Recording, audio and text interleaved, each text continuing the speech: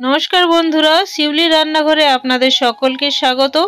আমি শিউলি আজ আবার একটি নতুন রেসিপি নিয়ে আপনাদের কাছে চলে এলাম। আজ আমি করলার একটা দুর্দান্ত রেসিপি নিয়ে এসেছি। আর গরম ভাতে যদি করলার এই ধরনের একটা রেসিপি প্রথম পাতেই থাকে তাহলে তো নিমেষে এক থালা ভাত শেষ হয়ে যাবে। চলুন দেখে নিন আমি কিভাবে রেসিপিটা বানাই। প্রথমে 4টে করলা নিয়েছি, তো আপনারা আপনাদের প্রয়োজন মতো করলা নিয়ে নেবেন। এখানে লম্বালম্বিভাবে করলা কেটে নিয়েছি, করলা বা হচ্ছে যেটাই বলতে পারেন। দুটো মাঝারি সাইজের আলু লম্বালম্বিভাবে কেটে নিয়েছি, আর একটা বেগুনও কেটে নিয়েছি, ছোট ছোট করে কেটেছি। এগুলো ভালোভাবে ধুয়ে জল ঝরিয়ে নিয়েছি। আর করলাটা অন্য একটা পাত্রে নিয়ে নিলাম। এখানে হাফ চামচের মতো লবণ আর একটু হলুদ দিয়ে হাত দিয়ে ভালোভাবে মেখে নিতে হবে, ভালোভাবে মাখতে হবে এখানে কিন্তু। তো হাত দিয়ে খুব ভালোভাবে করলার সাথে মিশিয়ে নেব। আর এটা আমি কিছুক্ষণ রেখে দেবো 10 থেকে 15 মিনিটের জন্য।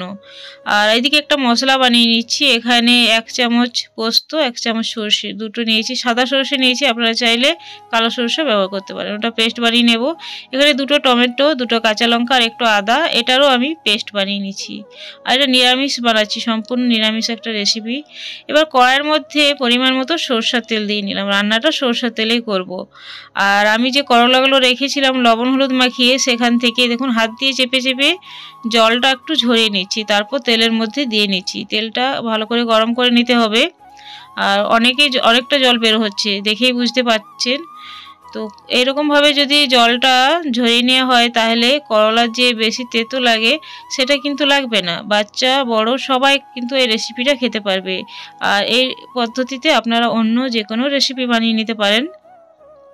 তো খুব ভালো মতো করলাটা আমি ভেজে নিলাম। কিছুক্ষণ সময় নিয়ে করলাটা ভেজে নিয়ে আমি অন্য একটা পাত্রে তুলে নিচ্ছি।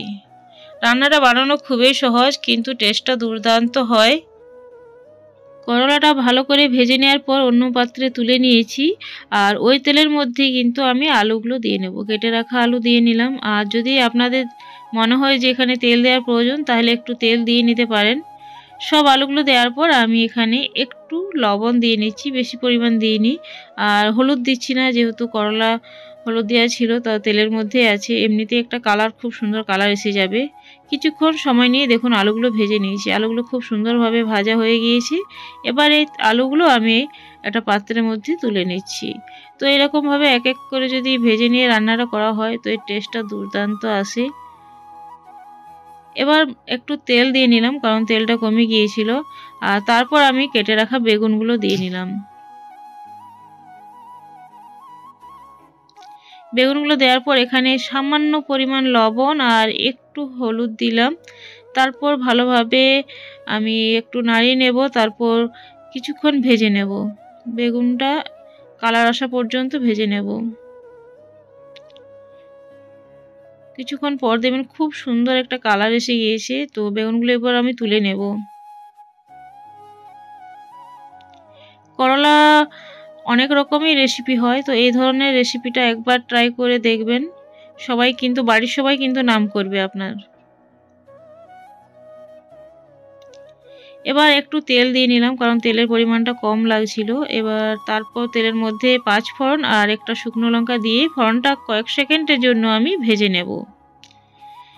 ফোড়নটা ভাজা হওয়ার পর যখন খুব সুন্দর গন্ধ বের হবে, সেই সময় আঁচটা লো করে আমি টমেটো আর লঙ্কা আদা যে পেস্ট বানিয়ে রেখেছিলাম সেটা দিয়ে নিলাম। এটা দেওয়ার পর একটু কাঁচা গন্ধটা যাওয়ার জন্য অপেক্ষা করব। কাঁচা গন্ধটা যাওয়ার পর আমি এখানে হলুদ গুঁড়ো দিয়ে নিলাম। খুব বেশি পরিমাণ হলুদ দেওয়ার প্রয়োজন নেই, হাফ চামচের থেকেও কম আছে হলুদটা। হলুদটা দেওয়ার পর ভালোভাবে মিশিয়ে একটু কষিয়ে নেব। আর একটু চিনি দিয়ে নিলাম, স্বাদের ব্যালেন্সটা ঠিক রাখবে এটা, যেহেতু টমেটো দেওয়া আছে। আর তেতো লাগবে না এত, এইরকম সামান্য যদি চিনি দেওয়া হয়। আপনারা যদি চান তো এটা স্কিপও করতে পারেন। কিছুক্ষণ আমি কষিয়ে নিলাম। আর এই মশলাটা খুব ভালো করে কষিয়ে নেওয়ার পর আমি যে সরষে পোস্তর পেস্ট বানিয়েছিলাম সেটা দিয়ে নিলাম। তো এই সময় অবশ্যই আঁচটা একটু লো করে তারপর একটু কষিয়ে নেবেন। হাঁড়ির চেয়ে বেশি কষালে পুড়ে যাওয়ার ভয় থাকে আর মশলাটা তেতো হয়ে যাওয়ার ভয় থাকে। বাটি ধুয়ে আমি একটু জল দিয়ে মশলাটা আমি ভালো মতো কষিয়ে নেব। বন্ধুরা, আমার এই রেসিপিটা যদি আপনাদের ভালো লাগে তো প্লিজ লাইক, শেয়ার, কমেন্ট করবেন, সাবস্ক্রাইব করে আমার পাশে থাকবেন, পাশের বেলটা প্রেস করে অল করে রাখবেন। তাহলে নিত্য নতুন রেসিপি বা ভিডিও যা কিছুই আপলোড করব আপনাদের কাছে সবার আগে পৌঁছে যাবে। এবার আমি ভেজে রাখা আলুটা প্রথমে দিয়ে এই মশলার সাথে কষিয়ে নেব। প্রথমে মশলাটা লো আঁচে কষিয়ে নেবেন, তারপর আঁচটা মিডিয়াম করে আলুটা দেওয়ার পর ভালো মতো কষিয়ে নেওয়ার পর দেখবেন এইরকম শুকনো শুকনো হয়ে এসেছে আর মশলাটা আলুর মধ্যে ঢুকে যায় আর আলুটা অনেকটাই সেদ্ধ হয়ে যায়। আর ভেজে রাখা করলা আর বেগুনটা দিয়ে নিয়ে তারপর আবারও ভালোভাবে মিশিয়ে নেব বা কষিয়ে নেব কিছুক্ষণ। আর এই রেসিপিটা এরকমভাবে যদি বানিয়ে দেখেন তো সত্যি বলছি টেস্টটা খুব সুন্দর আসবে, একবার হলেও ট্রাই করবেন।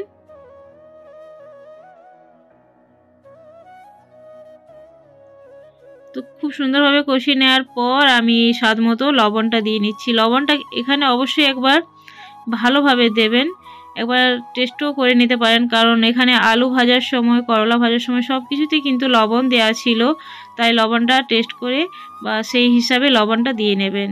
এবার আমি পরিমাণ মতো জল দিয়ে নিচ্ছি, আলুটা যেটুকু বাকি আছে সেদ্ধ হতে সেটা যেন সেদ্ধ হয়ে যায়। আর করলা বেগুন তো সেদ্ধ হতে বেশি জলের প্রয়োজন হয় না। তো জলটা দেওয়ার পর আমি একটা ঢাকনা দিয়ে ঢেকে দেব আর কিছুক্ষণ মিডিয়াম টু হাই আছে আমি এটা ফুটিয়ে নেব। তাহলে এই রেসিপিটা আমাদের রেডি হয়ে যাবে। আর এই রেসিপিটা আমি গরম গরম ভাতে প্রথম পাতে পরিবেশন করব।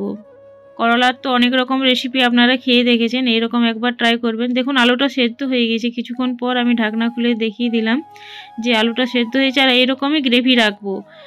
এবার আমি গ্যাস থেকে নামিয়ে তারপর কিছুক্ষণ রাখার পর গরম গরম ভাতে পরিবেশন করব। দেখুন কি দারুণ দেখতে হয়েছে, খেতেও দুর্দান্ত হয়েছিল। আজ তাহলে আসছি বন্ধুরা, পরে একটি নতুন ভিডিও বা রেসিপি নিয়ে আপনাদের সাথে আবার দেখা হবে। ধন্যবাদ ধৈর্য ধরে আমার এই ভিডিওটা দেখার জন্য। Thanks for watching.